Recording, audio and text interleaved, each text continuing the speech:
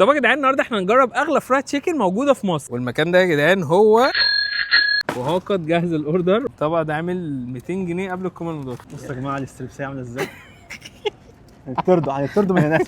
بس والله يا نهار كل ما انت أبيض. ساكت. يا نهار ابيض، هو اللون بتاعه الصراحه ذهبي قوي، حلو قرمش بس هل واو؟ قشطه حلوه شغاله. هي حلوه يعني، فراخ نضيفه، التتبيله حلوة بتاعتها الصراحة. حلوه، التتبيلة حلوة البريدنج بيقرمش، مش مزيته قوي. خش بقى الوجبه اللي بعد كده. ودي يا جدعان اسمها دبل تريت سبايسي، سعرها 297 جنيه قبل ضريبه الكومن المضافه. وده بقى ايه يعني؟ ده شكل القطعتين. والله يا جدعان بصوا حجم البتاع، جنب ودني عامله ازاي ولا اصغر من ودني؟ هو انا اللي بتخن الفراخ اللي وطي بتسمع. صوتك هنطردوا مع بطاطس وعيش. في الصوص ده واحده كولسلو. العيش حاسه مناسب سنه. وريني.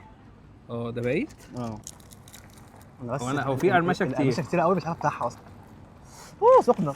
ايه ده؟ ده ايه؟ بس ادوق زفر ولا حاجه مش مظبوطه يعني. بص ده كده شكل الدبوسه، اللون بتاعها مش عايز حاجه، انا حاسس بطعم الزفاره. دوق. دوق. لا الريحه مش متضايق. يا بصراحه الفرخه عايزه الشغل يعني. الستريبس ازاي افضل بكتير. حاسس انا قفلت بجد والله ما بهزر. دخلت خش على الساندوتش. الساندوتش ده سعره كام؟ ده الرانشي ده سعره 245 جنيه قبل الضريبه الكومن المضافه، يعني ممكن يخش له سكه 300. ده كده يا جدعان شكل الساندوتش. يا اسطى ده التركي مدخن يا اسطى، بالله عليك ده ساندوتش ب 300 جنيه، بالله عليك حاطين لي بواقي تركي، ما هنش انا بحط قطعه، طب ليه؟ وعملت وحش